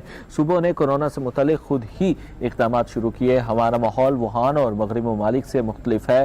پاکستان میں 36 کورونا کیسز پر لاک ڈاؤن کیا گیا. ٹڈی دل کے حوالے سے 31 جنوری سے ملک میں ایمرجنسی نافذ ہے. ایسا کہنا تھا وزیر اعظم پاکستان عمران خان کا، اور ان کا یہ کہنا تھا کہ ٹڈی دل سے متعلق کئی چیزیں ہمارے ہاتھ میں نہیں ہیں، پوری قوم مل کر ٹڈی دل کا مقابلہ کرے گی. پاکستان میں کچی آبادیاں ہیں، غریب بستیاں ہیں، ہمارے پاس دوہری مشکل ہے. ایک طرف کورونا ہے تو دوسری طرف بھوک سے بچنا ہے. اور اگر کورونا سے لاک ڈاؤن ہی حل ہوتا تو مودی نے یہ حل کیا، اور اس کے ساتھ لوگ وہاں پر بھوک سے مرنا شروع ہو گئے. اب تک 200 پناہ گاہیں بنا چکے ہیں. 1 کروڑ 20 لاکھ خاندانوں کو شفافیت سے کم وقت میں رقم بانٹی گئی ہے. زراعت کے لیے چین کی ٹیکنالوجی استعمال کی جائے گی. ایسا کہنا تھا وزیر اعظم عمران خان کا اپنی تقریر کے دوران. ان کا یہ بھی کہنا تھا کہ ہم نے اسٹیٹ بینک سے کوئی قرضہ نہیں لیا. جو جواب ان سے مانگا جائے جو ایسے حالات پیدا کر کے گئے ہیں۔ 1 کروڑ 20 لاکھ خاندانوں کو شفافیت سے کم وقت میں نے رقم تقسیم کی ہے، اس گورنمنٹ نے رقم تقسیم کی ہے۔ وزیر اعظم پاکستان جو کہ اسمبلی کے فلور سے اظہار خیال کر رہے تھے، ان کا کہنا تھا کہ 1 کروڑ خاندانوں کو انصاف کارڈ پہنچا رہے ہیں، پہلے 3 برسوں میں 17% ٹیکس اکٹھا کیا ہے، اور بھارت کی انتہا پسند حکومت اور تھنک ٹینکس کا مقصد ہے پاکستان کو سبق سکھایا جائے۔ وزیر اعظم پاکستان کا یہ بھی کہنا تھا کہ وزیر تعلیم شفقت محمود کو خراج تحسین پیش کرتا ہوں۔ وزیر تعلیم شفقت محمود نے تعلیم کے شعبے میں 2 اہم وہ ایک فنومینا تھا، ہمارے سارے یوتھ کو ہماری یونیورسٹیز میں ہمارے بچوں کو پڑھانا چاہیے۔ لوگوں کو پتہ ہی نہیں ہے وہ کیا ٹرانسفارمیشن ہوئی کہ ایک قوم جس کو کوئی پوچھتا نہیں تھا، 2 ایمپائر سے وہ قوم دنیا کی امامت کرنا شروع کر دیا۔ 30 سال کے بعد یعنی مدینہ کی جو ہجرت ہوئی 623 میں، اس کے 30 سال کے بعد وہ دنیا کی سب سے عظیم پاور بن گئی۔ تو کیا ہوا؟ تو قرآن میں ہمیں اللہ کہتا ہے کہ ان کی زندگی سے سیکھو، ان کی سنت پہ چلو۔ تو مدینہ کی ریاست ان کی سنت تھی، انہوں نے کیوں ہمیں، اللہ نے جو قرآن میں ساری چیزیں ہماری بہتری کے لیے ہیں، تو اس قوم کی بہتری کے لیے بھی وہ جس طرح علامہ اقبال کہتے ہیں کہ مسلمان اٹھتا ہی تب ہے جب وہ ان پرنسپلز پہ چلا جاتا ہے۔ تو اسپیکر صاحب وہ جو ہوا، وہ جو وہاں ہوا، وہاں سب سے بڑی چیز تھی یہ جو کتاب میرٹ۔ ہوا کیا؟ جو ایک دم جو اب جب وہ کتاب پڑھیں گے یہ جو کہ کیسے وہ ایک دم پھیل گئے، جو اچھا کرتا تھا وہ اوپر آ جاتا تھا، کوئی کسی کی ذات کچھ نہیں تھی، کدھر سے آیا، بادشاہ ہے، شہزادہ ہے، کوئی فرق نہیں، انہوں نے صرف اور صرف ان کی سٹرینگتھ تھی ان کی میرٹ۔ ایک معاشرے میں میرٹوکریسی آ گئی۔ آج اسپیکر صاحب، آج اگر آپ سٹڈی کریں کہ کیا وجہ ہے کہ یہ مسلمان پیچھے رہ گئے اور مغرب آگے چلا گیا، اس کی سب سے بڑی وجہ تھی بادشاہت۔ بادشاہت کے اندر میرٹ نہیں تھا، بادشاہت کے اندر خون کی وجہ سے لوگوں کو ملتا تھا۔ تو جب مغل پہلے 6 مغل بادشاہ 185 سال انہوں نے حکومت کی، ایک سے ایک بہتر تھا، لیکن اورنگزیب کے بعد 6 نے 185 سال حکومت کی، اورنگزیب کے بعد 13 سالوں میں اگلے 6 نے حکومت کی، کیونکہ کسی میں کیپبلٹی نہیں تھی، اور بعد شہزادوں میں کسی میں کیپبلٹی نہیں تھی۔ اس کے بعد ایگزیکٹلی وہی ہوا آٹومن ایمپائر کے ساتھ، عثمانیہ سلطنت۔ سلیمان کے بعد اس کے بعد کون آیا؟ اس نے جو اصل جس شہزادے نے آنا تھا، جس کو ٹرین کیا ہوا تھا، جو کیپبل تھا، اس کو سازش کر کے مروا کے تو ایک بیوی نے اپنا بیٹا لے آئی جو سلیمان کی فیورٹ تھی۔ اس کے بعد ان کی ڈکلائن شروع ہو گئی۔ سو ڈیموکریسی کیوں پریویل کی؟ جتنی ڈیموکریسی میں میرٹ ہوتی ہے اتنی ڈیموکریسی آگے چلی جاتی ہے۔ الیکشن میں ڈیموکریسی نہیں ہے، ڈیموکریسی میں میرٹ ہوتی ہے اور ڈیموکریسی میں اکاؤنٹیبلٹی ہوتی ہے لیڈرشپ کی۔ اس کی وجہ سے ڈیموکریسی بادشاہت کو پیچھے چھوڑ گئی۔ آج چائنا آگے نکل گیا ہے۔ آج چائنا کا یہ ہے کہ آج ان کی جو میرٹ کا سسٹم ہے، آج اب ان کی فالو کریں کمیونسٹ پارٹی۔ یہ جو 2 آئے ہیں ان کے پریزیڈنٹ لی اور جو پریمیئر لی اور پریزیڈنٹ، 40 سال انہوں نے گاؤں سے اٹھ کے اوپر آئے ہیں۔ ان کی ان کا تجربہ، آپ حیران ہو جائیں گے کہ کس طرح ان کا سسٹم ان کو اوپر لے کے آیا۔ اور جو اگلی چیز کہ کیوں معاشرے آگے چلے جاتے ہیں، مدینہ کی ریاست میں سب سے بڑی چیز کیا تھی میرٹ کے علاوہ؟ رول آف لا، قانون کی بالادستی۔ آج تک کوئی دنیا کا معاشرہ قانون کی بالادستی کے بغیر اوپر نہیں جا سکا۔ 2 خلیفہ وقت کھڑے ہوئے جا کے قاضی کے سامنے، حضرت علی رضی اللہ تعالیٰ، ان کا مقام اسلام کی تاریخ میں کیا ہوگا؟ وہ ایک یہودی سے کیس ہار جاتے ہیں، کیونکہ قانون، رول آف لا تھا، کوئی قانون کے اوپر نہیں تھا۔ حضرت عمر، ایک عام آدمی پوچھتا ان سے کہ بتائیں آپ نے یہ کپڑے کدھر سے لیے؟ جو حکمران تھے وہ اکاؤنٹیبل تھے، جواب دہ تھے۔ آج اگر آپ دنیا کو دیکھیں، سٹڈی کریں آج دنیا کو، جو غریب ملک ہے، جدھر غربت ہے، وہ رول آف لا نہیں ہے۔ کوئی مجھے ملک بتا دیں افریقہ کے اندر ملکوں کے پاس ہیرو ہیں، پیسے ہیں، منرلز ہیں، سب کچھ ہیں، تیل ہے، غربت کی انتہا ہے. جب سٹڈی کریں گے وہ رول آف لا نہیں ہے. وہاں لوگ ان کے حکمران سارے، آپ ان کی پوری سٹڈی کریں، ان کے بھی حکمران وہاں سے پیسے چوری کر کے باہر کے ملکوں میں لے جاتے ہیں. جب تک آپ رول آف لا نہیں لے کے آتے اور رولرز اکاؤنٹیبل نہیں ہے. یہ جو سارا پروسیس شروع ہوا تھا ویسٹرن ڈیموکریسی کا، یہ جو ویسٹ منسٹر کی ہے، وہ میگنا کارٹا سے شروع ہوا تھا. وہ کیا تھا؟ بادشاہ کو قانون کے نیچے لانا. وہ پروسیس شروع ہوا تھا.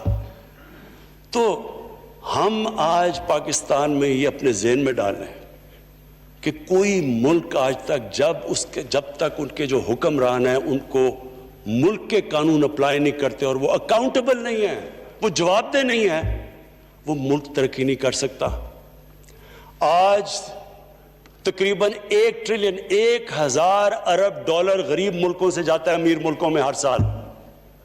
اور اس میں سے ایک تو ٹریڈ سرپلس ہوتا ہے کیونکہ ان کے زیادہ چیزیں ہم خریدتے ہیں ان کی، لیکن دوسرا جو رولنگ ایلیٹس ملک سے پیسہ چوری کر کے باہر بیچتی ہیں. یہ سب سے بڑی وجہ ہے کہ ان ملکوں میں غریب امیر میں بھی فرق ہو جاتا ہے اور غریب ملک اور امیر ملکوں میں فرق ہو جاتا ہے. اسپیکر صاحب، میرا کوئی کسی سے لڑائی نہیں ہے. میں پہلے دن سے جب یہاں آیا ہوں، تقریر نہیں کرنے دی مجھے. جب میں بات کرتا ہوں شور مچتا ہے، غلط باتیں کرتی ہیں. میری کسی سے کوئی لڑائی ہے؟ ان سب کو جو بھی یہ سمجھتا ہے کہ یہ میں کسی سے لڑائی کی وجہ سے یا کوئی میں اپنے دشمنیاں کسی سے ہیں، میری کوئی کسی سے دشمنی نہیں ہے. میں آج آپ کے سامنے کہہ رہا ہوں کہ اگر پاکستان کے اندر، ہمارے ملک میں اگر صحیح معنی میں اکاؤنٹیبلٹی پروسیس نہ چلا، ہم کسی صورت اتنا پیسہ نہیں اکٹھا کر سکتے اپنے بچوں کو تعلیم دینے کے لیے، صحت ان کے علاج کرنے کے لیے، ہسپتال ٹھیک کرنے کے لیے. ہم آگے بڑھ ہی نہیں سکتے. اور نہ ہم کیا کوئی ملک نہیں بڑھا. اب سوئٹزرلینڈ کے پاس کیا ہے؟ نیوزی لینڈ کے پاس کیا ہے؟ ان کے پاس تو کچھ بھی نہیں ہے. پاکستان کے پاس جو منرل ویلتھ پہ ہم بیٹھے ہوئے ہیں، ہمارے پاس جو ریزروز ہیں، آپ کو پتہ ہے پاکستان نمبر 5 پہ ملک میں ہے جس میں 3-4 مین جیم سٹونز ہوتے ہیں. 3 اس میں سے 5th بگیسٹ ریزروز ہیں 3 جیم سٹونز کے پاکستان میں. غریب ترین ملک ہے. وہ چوری ہو کے باہر جا رہے ہیں، کوئی ملک کو فائدہ ہی نہیں ہو رہا. ہمارے پاس یہ جو ریکو ڈیک کا، یہ کیا ہوا ہے؟ کرپشن کی وجہ سے یہ سارا پھنسا ہوا ہے. جدھر ہر پاکستان کو پیسہ فارن ایکسچینج آنا چاہیے تھا، نہیں آ رہا. وہ کارکے کا وہ ہوا سارا، وہ کرپشن کی وجہ سے 190 ارب روپے کا ہمارے اگینسٹ ڈیمیجز ہو گئے. میں تو شکر کرتا ہوں پریزیڈنٹ اردوغان کا کہ انہوں نے بیچ میں پڑھ کے ہمیں وہ معاف کروایا، نہیں تو ہمیں 190 ارب اور پڑ جانا تھا. اور پیچھے سب کے پیچھے جائیں گے تو جب آپ ایک ملک کی جب ایلیٹ کرپشن پہ لگی ہوئی ہے، وہ آپ کیسے سمجھتے ہیں وہ ملک ترقی کرے گا؟ ہم جب آپ کسی کے اوپر کیس ہوتا ہے وہ کہتے ہیں جی پولیٹیکل وکٹمائزیشن ہے. مجھے یہ بتائیں کہ میرے اوپر پولیٹیکل وکٹمائزیشن نہیں تھی جب انہوں نے میرے اوپر 2002 کا فلیٹ ڈکلیئر ہوا، مجھے انہوں نے سپریم کورٹ میں 6 کیسز کر دیے. میرے الیکشن کمیشن کے اندر مجھے سپریم کورٹ میں 2 کیسز کیے. کیا میں نے کہا کہ کبھی میں نے کہا وکٹمائزیشن ہے؟ میں جواب دیتا. میں جب وہ فلیٹ لیا تھا، میں ساری دنیا جانتی ہے میں انٹرنیشنل کرکٹر تھا، میں تو جواب دہ ہی نہیں تھا. میرے پاس تو کوئی پبلک آفس نہیں تھا. اس کے باوجود 10 مہینے میں اسپیکر صاحب جو میرے سے سپریم کورٹ نے جواب مانگے میں نے دیے. 40 سال پرانے کانٹریکٹ دیے، مارگیجز دکھائے، کدھر سے پیسہ آیا، مارگیج پہ کتنا گیا، کب وہ مارگیج دیا، فلیٹ کب بکا، بیوی سے جو پیسے لیے ہوئے تھے یہاں زمین لینے کے لیے. آپ کو پتہ ہے سپریم کورٹ نے میرے سے پوچھا کہ جناب آپ بتائیں، ثابت کریں کہ آپ نے بیوی کو پیسے واپس کیے تھے. وہ بیوی نے ای میل دے رہی ہے کہ ہاں اس نے پیسے واپس کیے تھے. انہوں نے کہا نہیں ثبوت دو. یہ کبھی ہوا ہی نہیں ہے ایسے کہ وہ بیوی کہہ رہی ہے پیسے، وہ کہتے نہیں. بینک سٹیٹمنٹس نکال کے دی 15 سال پرانی جو میرا ٹرانزیکشن بیوی کے ساتھ تھا. منی ٹریل دی، سارا جو پیسہ وہاں سے حلال کی کمائی کا باہر سے پاکستان لے کے آیا اس کی منی ٹریل دی. اسپیکر صاحب کوئی میں نے کمال نہیں کیا. یہ ہر اس ملک میں جس میں جینوئن ڈیموکریسی ہے وہاں ایک لیڈر کو جواب دینا پڑتا ہے، کیونکہ وہ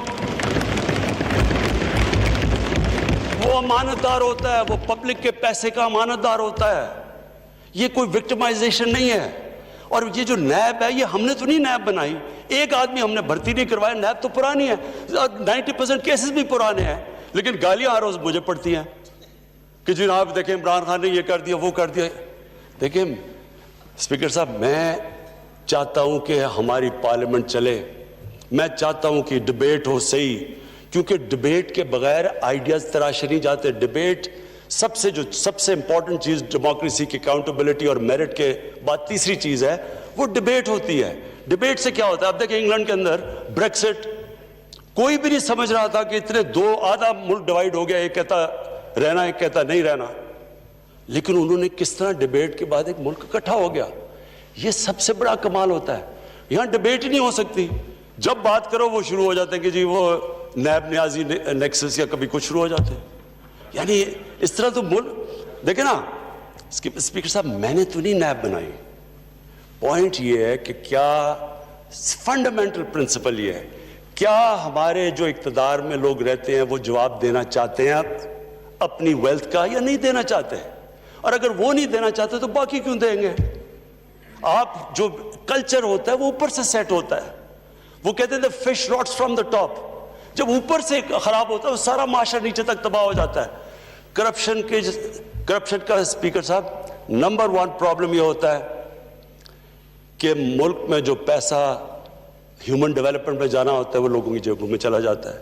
نمبر 2 پرابلم یہ ہوتا ہے کیونکہ چوری کا پیسہ ہوتا ہے وہ ملک میں نہیں آپ رکھ سکتے، وہ آپ کو ملک سے باہر بھیجنا پڑتا ہے. وہ سیکنڈلی وہ، اور جب آپ پیسہ باہر بھیجتے ہیں ایسٹیمیٹ لگایا جاتا ہے $10 ارب پاکستان سے منی لانڈر ہوتا ہے ہر سال. یہ اسٹیٹ ڈپارٹمنٹ کا امریکہ کا ایسٹیمیٹ ہے. تو یہ جب $10 ارب باہر جاتا ہے تو ہمیں جا کے IMF سے 6 ارب کا قرضہ لینا پڑتا ہے. جب آپ کا ملک کا پیسہ باہر جاتا ہے وہ پیسہ ملک میں خرچ ہو تو یہاں ہم روزگار دے سکتے ہیں، وہ باہر چلا جاتا ہے. اس کے بعد روپے پہ زیادہ پریشر پڑ جاتا ہے. اس کے بعد جب آپ کرپشن کرتے ہیں آپ کو ادارے توڑنے پڑتے ہیں. آپ کو اب یہ کیا ہوا شوگر، اب میں صرف لاسٹ ختم کرتا ہوں. شوگر کیا ہوا؟ شوگر انکوائری میں کیا چیزیں سامنے آئیں؟ یہ شوگر انکوائری پاکستان میں لینڈ مارک انکوائری ہوئی ہے. چینی کی قیمت بڑھ گئی. چینی کی جب قیمت بڑھی ہمیں لوگوں نے کہا کہ جناب آپ سب ذمہ دار ہیں. ہم نے انکوائری کر دی. انکوائری کے اندر سرسری رپورٹ آئی. ہم نے جب سرسری رپورٹ آئی تو اس سے انکلوسیو اس میں رپورٹ کیا آئی پتہ. سب سے یہ ذرا کمال کی چیز سنیں کہ جب ہم نے پتہ چلوایا کہ جناب یہ چینی کی قیمت کون ڈٹرمن کرتا ہے، کیونکہ یہ قیمت جو بڑھی ہے وہ کہتے ہیں جی شوگر مل ایسوسی ایشن فیصلہ کرتی ہے چینی کی قیمت کیا ہونی چاہیے. جنہوں جو فائدہ اٹھا رہے ہیں وہی فیصلہ کر رہے ہیں. جب ہم نے فورینزک اس کی آڈٹ کی اسپیکر صاحب اس میں جو چیزیں نکلی، اسی ایک کیس کو لے لیں تو آپ سوچ لیں کہ پاکستان سے ہو کیا رہا ہے. سب سے پہلے کیا چیز نکلی؟ 29 ارب روپے کی 4 سالوں میں سبسڈی لی انہوں نے، اور ٹوٹل ٹیکس ساری شوگر ملز نے 9 ارب روپے کا دیا. ساری شوگر ملز نے مل کے 9 بلین روپیز کا ٹیکس دیا. سیکنڈ چیز کیا سامنے آئی کہ جو بیچارے کسان تھے ان سے کس طرح ان کو پریشرائز کر کے فرنٹ مین کٹوتی کرتے ہیں. ان کی پرائس سیٹ ہوتی تھی 180 کتنی، ان کو ملتی تھی 140 بیچ میں. اپنے ہی شوگر ملز کے ٹاؤٹ جا کے وہ پیسہ وہاں بچ جاتا تھا. پھر پتا چلا کہ جو شوگر سٹاکس پڑے ہوئے ہوتے تھے وہ صرف 60 to 70% ڈکلیئر ہوتے تھے، باقی 30% آف بکس جاتے تھے. بلین یعنی اربوں روپے کا وہاں فائدہ ہو جاتا تھا، سیلز ٹیکس بچ جاتا تھا. پھر پتا چلا کہ جناب جو چینی ایکسپورٹ کی جاتی ہے ریبیٹ تو لے لیتے تھے. یہ ذرا سنیں، پتا چلا کہ وہ چینی 70% افغانستان جا رہی ہے. جب دیکھا تو وہ افغانستان اس میں سے تھوڑی سی، باقی چینی واپس آ جاتی تھی. ریبیٹ بھی لے لیتے تھے، سیلز ٹیکس بھی بچا لیتے تھے. اور اوپر سے جب میں نے وہ چائنیز پرائم منسٹر سے ملا اور ہم اپنی ایکسپورٹ بڑھانے کی، ہمارے کرائسس ہوا تھا فورن ریزرو، ہمارے پاس فورن ایکسچینج ریزروز کا.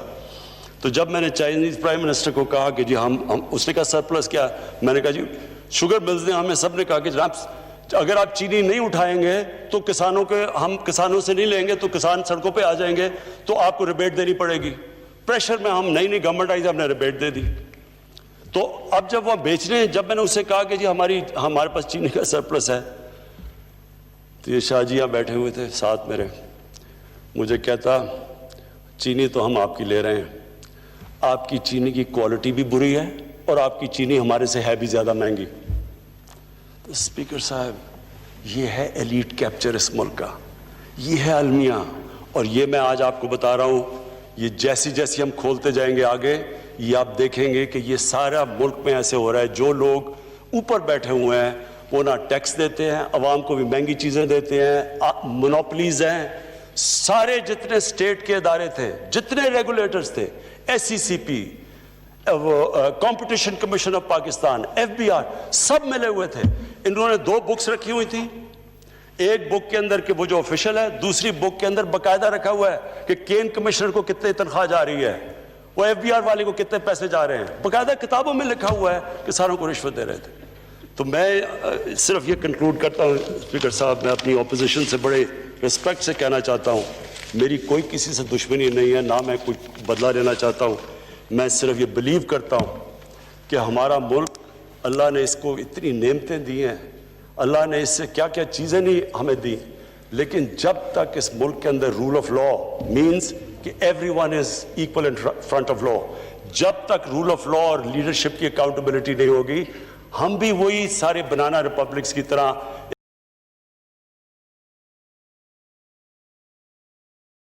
ایک سمندر ہوگا غریبوں کا اور تھوڑے سے امیر لوگ ہوں گے. شکریہ. بریک برائے نماز, وقفہ برائے نماز. وزیر اعظم پاکستان عمران خان اسمبلی کے فلور سے خطاب کر رہے تھے اور بجٹ سیشن کے دوران ان کا کہنا تھا کہ جب کسی پر کیس ہوتا ہے تو کہتے ہیں سیاسی انتقام ہے, احتساب کا عمل آگے نہ بڑھا تو تعلیم اور صحت کے لیے